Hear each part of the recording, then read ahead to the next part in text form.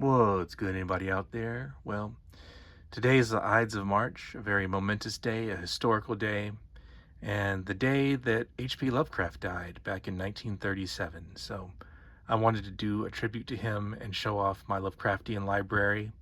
And just to start off, I'll go up above this top shelf of occult books, and at top of that is this Rhode Island license plate, obviously with connection to Lovecraft and how he loved his home, he loved his Providence.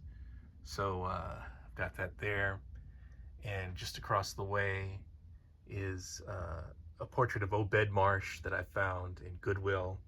And he keeps company right next to the keyfish, in case you were wondering. So there's a lot of arts and crafts going on here.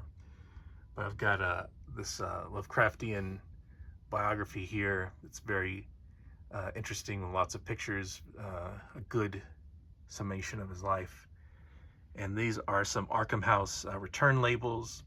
I'd ordered from them for years, and they were in business until very recently. Then their website just went down, and I don't know what happened to them or if they'll be back again, but who knows, they may rise above once again. So here's the top shelf, all the stuff I have. Some of this stuff I've been collecting for about 20 years or so. I've had a lot of this stuff, maybe even more. There's the witch cult that influenced, Lovecraft's crafting, how he made his cults and his secret mystery religions that he worked into his tales. A lot of Arkham House stuff, some Hippocampus stuff. I've been getting their stuff. These are the first annotated Lovecraft books. They came out in the early 2000s, and they're pretty good.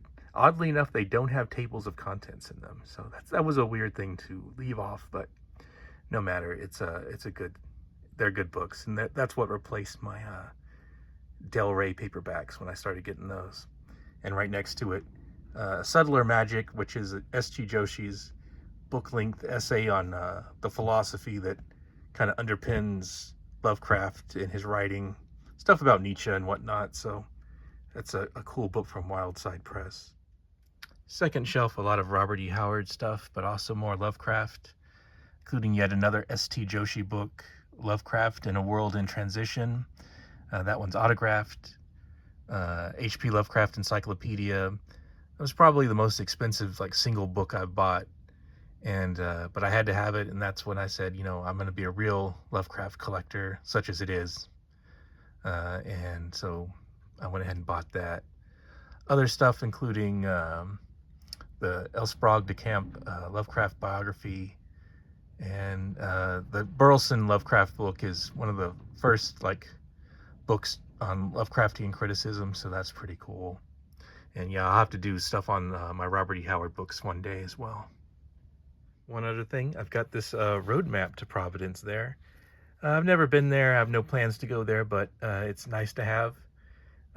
If you have seen the movie The Resurrected, there's that big establishing shot of Providence, and it looks like a pretty cool place to visit. I just realistically don't know if I'll ever get there, but there it is. So moving down to the third shelf, more Lovecraft stuff. The annotated Lovecraft gigantic books that came out just a few years ago. They're just a wealth of information and illustrations and things. And some more stuff, of course, complete Clark Ashton Smith stories. These Lovecraft Remembered, great collection of essays on from people who knew Lovecraft. The Book of the Dead, E. Hoffman Price writing about the literary circle of the time, and all the people that are writing in Lovecraft Remembered are basically written up in this book. So that's really good for the time period, learning about the time period. And, this Weird Tales here, this little book here, this is kind of what started it all for me, edited by Marvin Kaye. I got this exact copy from the Science Fiction Book Club in the 6th grade. And so this is how I learned about Lovecraft. The story of his in here is called He. And, all these other great Weird Tales writers. And, I would see these type of stories being copied and ripped off and put into comic books and, Tales from the Crypt or, Tales from the Dark Side, Twilight Zone movies. They're all the seeds of modern horror are all in here. So very important book. And of course, that's Solomon Kane on the cover. And just a few other things, some Chaosium books on, Cthulhu and the Necronomicon, Robert Bloch's Cthulhu stories. So that's basically my collection of Lovecraft stuff. I've got one other thing down here.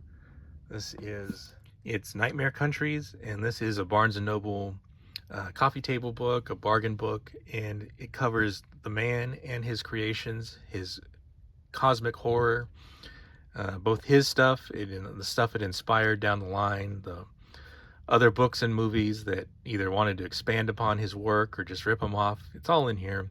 It's wonderfully illustrated, of course, so it's a very good book to have. And that about does it for my Lovecraft collection. Like I say, I just wanted to give tribute to the man. And, I've been reading him since the 90s, and I've only seen his influence grow and grow. He's uncancelable. He's the king. He's the best. So I just wanted to say how much I appreciate him and his work. So I wanted to say that, and also give a shout out to Arkham Reporter and In These Goings Down for always, highlighting these Pulp Fiction writers and Lovecraft in particular, and giving them all the respect that they have for them. And I want to thank them for always making really great videos. And with that, I'll talk to you later.